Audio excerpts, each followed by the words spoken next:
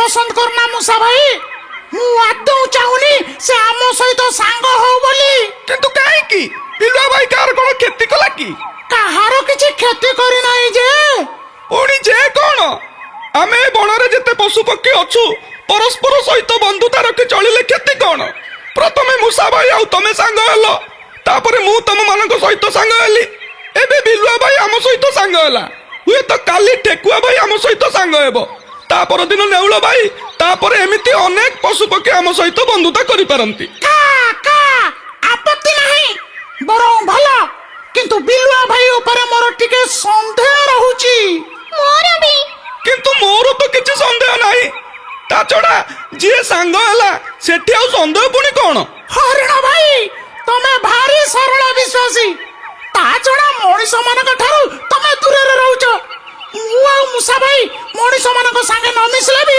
ସେମାନଙ୍କ କଥାବାର୍ତ୍ତାରୁ ଆମେ ଜାଣୁ ବିଲୁଆ ଭାରି ଧୂର୍ତ୍ତ ତାକୁ ମଣିଷ ମାନେ ଜମା ବିଶ୍ୱାସକୁ ନିଅନ୍ତି ନାହିଁ ସେମାନଙ୍କ କଥାରୁ ଆମକୁ କଣ ମିଳିବ ହେଲା ମଣିଷ ମାନଙ୍କ କଥା ଛାଡ଼ ଆମ ଏଇ ବଣରେ କୌଣସି ପଶୁପକ୍ଷୀ ତାକୁ ସାଙ୍ଗ କରନ୍ତିନି କାରଣ ତାର ବହୁତ ମନ୍ଦ ବୁଦ୍ଧି ଅଛି ସେ ଭାରି ସ୍ୱାର୍ଥପର ବୋଲି ସମସ୍ତେ ଜାଣନ୍ତି ଚୁପ୍ ଚୁପ୍ ବିଲୁଆ ଭାଇ ଆସୁଛି ସେ ଆମ କଥାବାର୍ତ୍ତା ଶୁଣିଦେବ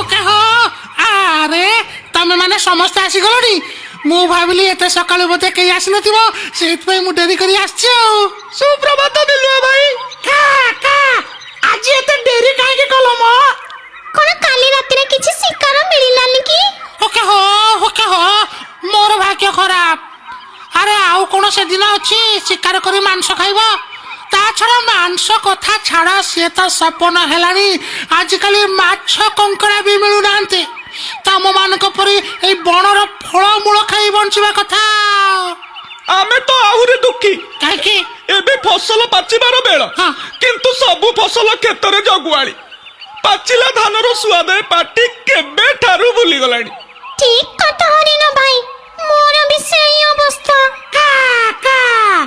ମୁଁ କିନ୍ତୁ କହିବି ତମେ ସବୁ ଭୁଲ କରୁଛ କି ଖାଇବା କଥା ତ ଗଣ୍ଡେ ଖାଇ ପେଟଟାକୁ ପୁରେଇ ଦେବ ଯାହା ଯେତେବେଳେ ମିଳିଲା ସେଥିପାଇଁ ଏତେ ଚିନ୍ତା କାହିଁକି ସକାଳୁ ସକାଳୁ କାଉ ଭାଇ ଗୋଟେ କୁକୁଡ଼ା ଛୁଆ ପାଇଯାଇଛି ତ ସେଥିପାଇଁ ତାର ଖାଇବା ଚିନ୍ତା ନାହିଁ କଣ କହିଲ ମୁସା ଭାଇ କଣ କହିଲ କୁକୁଡ଼ା ଛୁଆ କୋଉଠୁ ପାଇଲ କାଉ ଭାଇ ଏଇ ବଣ ମୁଣ୍ଡରେ ଗୋଟେ ଚାଷୀ ଘର ଅଛି ସେ ବହୁତ କୁକୁଡ଼ା ରଖିଛି ସକାଳୁ ସକାଳୁ ସେଇଠି ଗୋଟେ କୁକୁଡ଼ା ଛୁଆ ପାଇଗଲି କାଉ ଭାଇ ମତେ ଯୋଉ ସନ୍ଧାନ ଦେଲ ସେଥିପାଇଁ ତମକୁ ଧନ୍ୟବାଦ ଠିକ ଅଛି ଆଜି ରାତିରେ ମୁଁ ସେ ଚାଷୀ ଘରକୁ ଯିବି ଏବେଠାରୁ ତ ମୋ ପାଟିରୁ ଲାଳ ବୋହିଲାଣି ସେଥିରୁ ମତେ ଟିକେ ମିଳିବ ତ ଆରେ କାଉ ଭାଇ ଏମିତି ଛାନିଆ ହଉଛ କାହିଁକି ଆଗ ମୋ ପାଟିରେ ଟିକେ କୁକୁଡ଼ା ମାଂସ ବାଜୁ ତାପରେ ତମ କଥା ମୁଁ ଚିନ୍ତା କରିବି କୁକୁଡ଼ା ତ ତା ଭାଡ଼ିରେ ତମେ ଏଠି ମନେ ମନେ ଏତେ ଖୁସି କାହିଁ ହଉଛ କାଲି ସକାଳେ କହିବି ମୁସା ଭାଇ ଏତେ ଖୁସି ମୁଁ କାହିଁକି ହଉଛି ହଉ ମୁଁ ଏଥର ଟିକେ ଆସୁଛି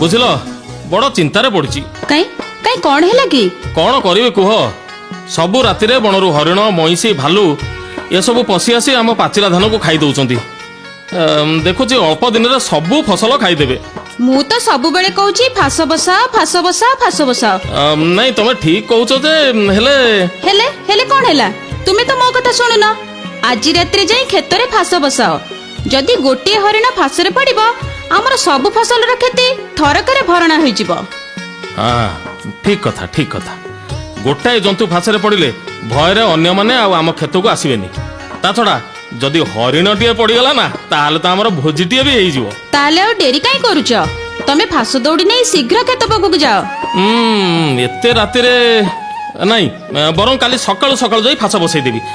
ହଉ ତମେ ଗଲ ଗଣ୍ଡା କ'ଣ ବଢ଼ାବଢ଼ି କରିବ। ହଉ ଆସ।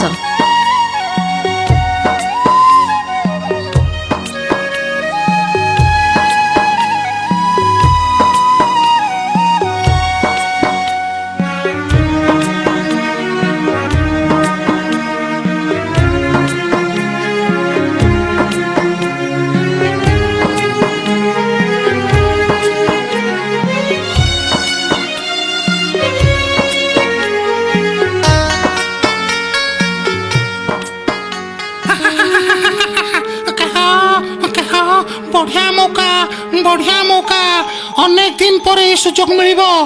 ଏଠାକୁ ଆସି ପାଚିଲା ଧାନ ଖାଇବା ପାଇଁ ମୁଁ ହରିଣକୁ କହିବି। ପାଚିଲା ଧାନ କଥା ଶୁଣି ସେ ଖାଇବାକୁ ଆଗବର ହବ। ଯୋଉ ବାଟେ ଆସି କ୍ଷେତରେ ପଚିଲେ ସେ ଫାସରେ ପଡିବ, ମୁଁ ତାକୁ ସେଇ ବାଟେ ନେଇ ଆସିବି। ତାପରେ ଚାଷୀ ହରିଣ ମାଂସ ଖାଇଲେ ମୁଁ ତ ତା ହାଡ଼ ଖାଇବି ନା। ଯାଉଛି ହରିଣ ପାଇବାକୁ ଯାଉଛି। ଏ ସୁସମ୍ବାଦଟା ତାକୁ ଦେଇଦେବି ଆଉ ତାକୁ ଏ ଫାସ ପାଖକୁ ନେଇ ଆସିବି। ଓକେ ହ ଓକେ ହ ଓକେ ହ।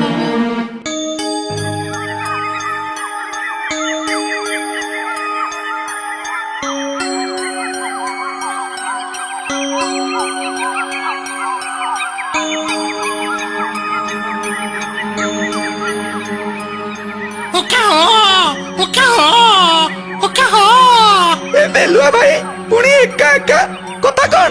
ଆରେ ହରିଣ ଭାଇ, ମୁଁ ଏକା ଆସିବିନି ତ ଆଉ ମୋ ସାଙ୍ଗରେ କିଏ ଆସିବ? କାଉ ଭାଇ, ମୂଷା ଭାଇ, ତମ ପାଇଁ କେହି କେବେ ଭଲ କଥା ଭାବନ୍ତି? ଭାବିଲେ ମୁଁ ଭାବେ ତମେ କେମିତି ଭଲରେ ଖାଇ ପିଇ ରହିବ, ମୁଁ ସବୁବେଳେ ଭାବୁଥାଏ। ଆସ ଯିବା। କିନ୍ତୁ କୁଆଡେ?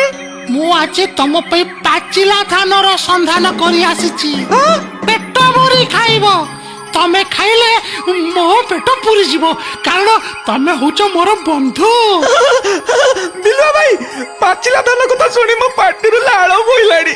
କିନ୍ତୁ କେଉଁଠି? ମୋ ସାଙ୍ଗରେ ଆସ, ମୁଁ ତମକୁ ସବୁ ଦେଖେଇଦେବି। ଆସ ଚାଲ ମୁଁ ତମ ପଛେ ପଛେ ଯାଉଛି। ଆସ ଓକେ ହ ଓକେ ହ ଓକେ ହ।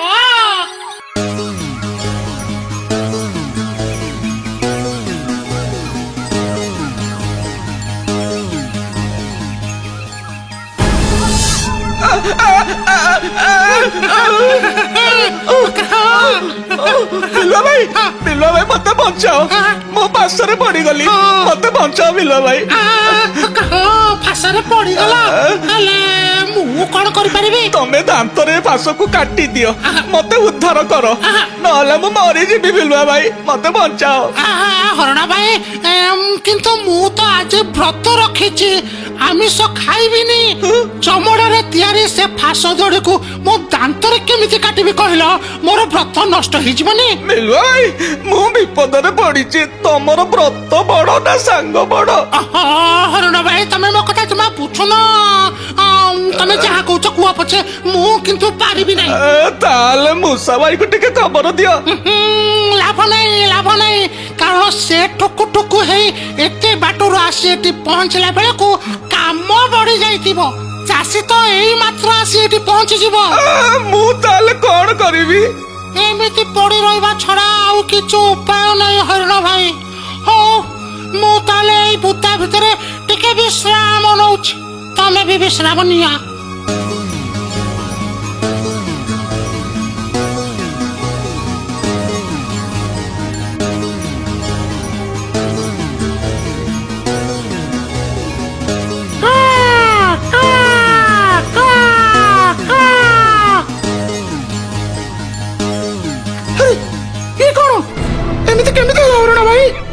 କାଲି ରାତିରେ ବିଲୁଆ ଭାଇ ମତେ ଏଟାକୁ ସାଙ୍ଗରେ ଆଣିଲା। ଏଇ ପାଚିଲା ଧାନ କ୍ଷେତ ମତେ ଦେଖେଇ ଦେଲା। ତାପରେ କିନ୍ତୁ ବିଲୁଆ ଭାଇ କାଇଁ? ମୁଁ ପରା ଏଇଠି ଅଛି।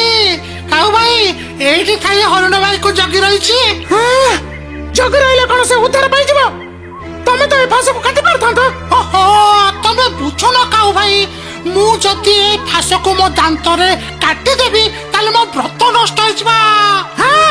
ତମେ କି ପ୍ରକାର ସାଙ୍ଗ ମୁଁ ତ ବୁଝିପାରୁନି। ସାଙ୍ଗ ବଡ ନା ବ୍ରତ ବଡ? ମାଛ କଙ୍କଡା ଖିଆ ପ୍ରାଣୀ ତମେ ପୁଣି ଏମିତି ବ୍ରତ ରଖିଲା ବେଲା? ମତେ ସେମିତି କହିବନି କାଉ ଭାଇ, ସେମିତି କହିବନି। ତାହେଲେ ତମେ ତମ ସାଙ୍ଗକୁ ବଞ୍ଚାଅ, ମତେ କାହିଁକି କହୁଛ? ହଁ ହଁ ନିଶ୍ଚୟ ବଞ୍ଚେଇବି, ନିଶ୍ଚୟ ବଞ୍ଚେଇବି। ହରିଣ ଭାଇ, ବିପଦ ବେଳେ ସାହସ ଏବଂ ଧୈର୍ଯ୍ୟ ଦରକାର। ତମେ ଆଦୌ ବିଚଳିତ ହୁଅ ନା। ବିଚଳିତ ହେବିନି କେମିତି? ଠିକ କଥା, ଠିକ କଥା। ବିଚଳିତ ହେଇ ଲାଭ କଣ କହିଲ? ତମର ତ ମୃତ୍ୟୁ ସୁନିଶ୍ଚିତ। ଆଉ ଅଳ୍ପ ସମୟ ପରେ ଚାଷୀ ଭାଇ ଆସି ଏଠି ପହଞ୍ଚିଯିବ। ହରିଣ ଭାଇର ଜୀବନ ଯିବ। ହରିଣ ଭାଇକୁ ମାରି ତାକୁ କାଟି କୁଟି ତା କଣ ମାଉସ ଆଉ ଏ ସୁନ୍ଦର ଚମଡ଼ାକୁ ସେ ମନ ଖୁସିରେ ନେଇଯିବ। ଅବଶ୍ୟ ହାଡ ଗୁଡ଼ିକୁ ଏଠି ପକେଇ ଦେଇଛି ପଛେ। ଚୁପ କର, ଚୁପ କର। ଆରେ ଆରେ ମୋର କି ଦୋଷ? ମୋ ଉପରେ କାହିଁକି ରାଗୁଛ?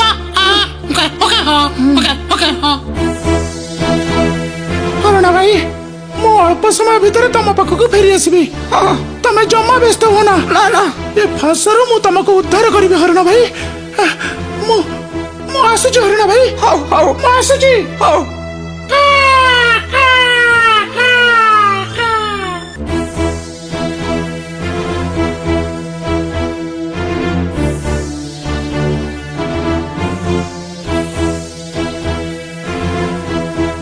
ଆଜି କଣ ହେଇଛି? ତମମାନଙ୍କ ଦେଖା ନାହିଁ। ମୁଁ ଚାହିଁ ଚାହିଁ ଅସ୍ତବ୍ୟସ୍ତ ହେଇଗଲିଣି। ମୂଷା ଭାଇ, ମହା ବିପଦ। ମହାବିପଦ? କଣ ହେଇଛି? ଆରେ ସେ ଦୁଷ୍ଟ ବିଲୁଆର ଚକ୍ରାନ୍ତରେ ହରିଣ ଭାଇ ଆମର ଫାଶରେ ପଡି ଯାଇଛି। ଫାଶରେ ପଡ଼ିଛି? କୋଉଠି? ସେ ସବୁ କହିବାକୁ ବେଳ ନାହିଁ। ମୁଁ ତମକୁ ମୋ ଥଣ୍ଟରେ ଧରି ଉଡିଯିବି ହରିଣ ଭାଇ ପାଖକୁ। ତମେ ଆଦୌ ଭୟ କରିବ ନାହିଁ। ତା ନହେଲେ ତମେ ଚାଲି ଚାଲି ଯାଇ ସେଠାରେ ପହଞ୍ଚିଲା ବେଳକୁ ସବୁ ସରି ଯାଇଥିବ। ଆମେ ଆଉ ହରିଣ ଭାଇକୁ ବଞ୍ଚେଇ ପାରିବା ନାହିଁ। ଠିକ ଅଛି, ମତେ ନେଇ ଜଲ୍ଦି ଚାଲ। ମୁଁ ପହଞ୍ଚିଗଲେ ସେ ଫାଶ କାଟିବାକୁ ମତେ ଆଦୌ ସମୟ ଲାଗିବନି। ଚାଲ।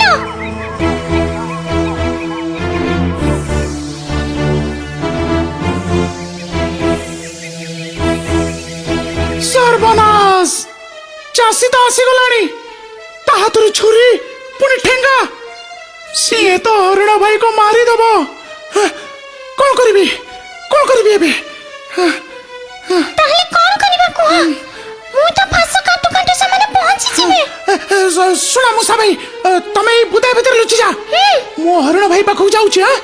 ମୁଁ କା କା କଲେ ତମେ ଶୀଘ୍ର ଯାଇ ସେ ଫାଶକୁ କାଟିବ। ଯା ଯା ଯା ଯା, ଲୁଚି ଯା, ଲୁଚି ଯା।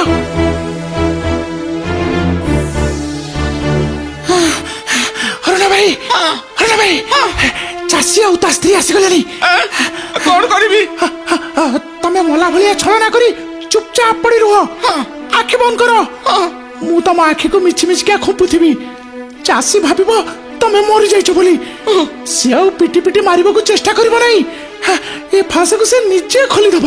ଯଦି ନ କଲେ? ଓହୋ, ମୂଷା ଭାଇକୁ ମୁଁ ଏଠାକୁ ନେଇ ଆସିଛି। ମୁଁ ଇସାରା ଦେଲେ ସେ ଆସି ସାଙ୍ଗେ ସାଙ୍ଗେ କାଟିଦବ, ବୁଝିଲ? ଠିକ ଅଛି, ଭାଗ୍ୟରେ ଯାହା ଥିବ ସେଇଆ ହବ। ମୁଁ ମଲା ଭଳି ପଡି ରହୁଛି।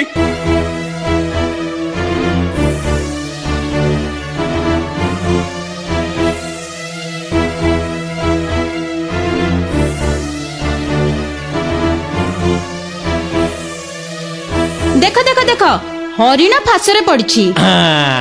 ଏଇଥର ଠିକ ମଜା ପାଇବ। ଦେଖିଲ, ମୋ କଥା ଠିକ ହେଲା ନା? ଏଇ ଦୁଷ୍ଟ ହରିଣ ଆମ ପାଚିଲା ଧାନକୁ ନିତି ଖାଉଥିଲା। ଆଉ ଆଜି ଆଜି ଆମେ ତା ସୁଆଦିଆ ମାଉଁସକୁ ତରକାରୀ କରି ଖାଇବା। ମୁଁ ଆଗ ତାକୁ ଦି ଚାରି ପହର ପିଟିକିରି ମୁଁ ରାଗ ଶାନ୍ତି କରେ।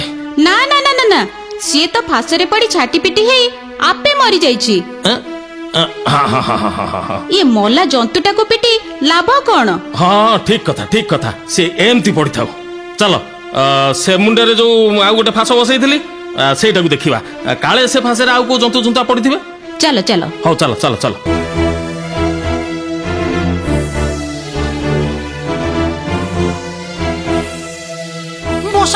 ମୂଷା ଭାଇ, ସେ ଆଡକୁ ଜମା ଯାଅ ନା, ସେ ଆଡକୁ ଜମା ଯାଅ ନା। ସେ ଚାଷୀ ଯଦି ତମକୁ ଦେଖିବ ତମେ ବି ମରିବ। ସେ ଭାବିବ ତମେ ବି ତା ଧାନ ଖାଉଥିଲ। কিন্তু হରିଣ ଭାଇ ଫାଶରେ ମୁକୁଳିବ କେମିତି? ସେ ମରୁ ତମର କଣ ଅଛି ନିଜେ ବଞ୍ଚ। କାଉ ଭାଇ ଠିକ କହୁଥିଲା। ଏସବୁ ତାହେଲେ ତମର ଚକ୍ରାନ୍ତ। ତା ନହେଲେ ମୋ ପାଟିରେ ହରିଣ ହାଡ ଖଣ୍ଡେ ବାଜିବ କେମିତି?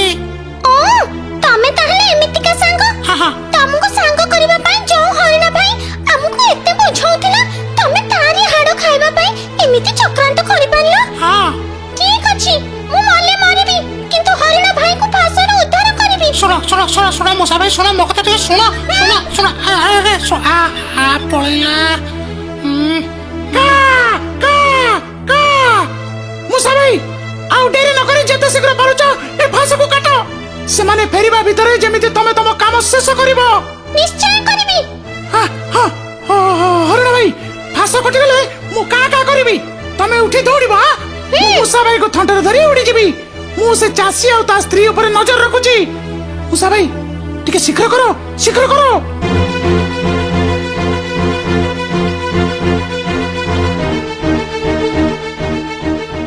ବୁଝିଲ, ଏ ଜନ୍ତୁ ମାନଙ୍କୁ ଆଉ ପାରି ହବନି। ଏପଟେ ସିନା ହରିଣଟା ଫାଶରେ ପଡି ମରିଗଲା, ହେଲେ ସେଠି ଫାଶରେ କେହି ଗୋଟାଏ ବି ପଡି ନାହାନ୍ତି। ତମେ ଠିକ ଭାବରେ ଫାଶ ବସେଇ ନଥିବ, ନହେଲେ ପଡି ନଥାନ୍ତେ କାହିଁକି? ନାଇଁ ମୁଁ ଭଲ କି ଫାଶ ବସେଇଥିଲି ନା। ଆଜିକାଲି ଏଇ ପଶୁ ପକ୍ଷୀ ଗୁଡା ସବୁ ଚାଲାକ ହେଇଗଲେଣି। ହଁ ତା ନୁହଁ ତ ଆଉ କଣ।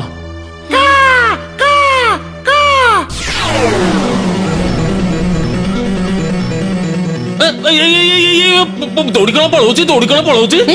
ଏ କଣ ହରିଣଟା ଯେ ଦୌଡ଼ି ପଳଉଛି? ସେ ତ ମରି ଯାଇଥିଲା। ଆରେ ସେ ଫାଶରୁ ବାହାରିଲା କେମିତି? ଏସବୁ କେମିତି ହେଲା? ଆରେ ଅନିଜ କଣ ତା ପଛରେ ଦୌଡ଼।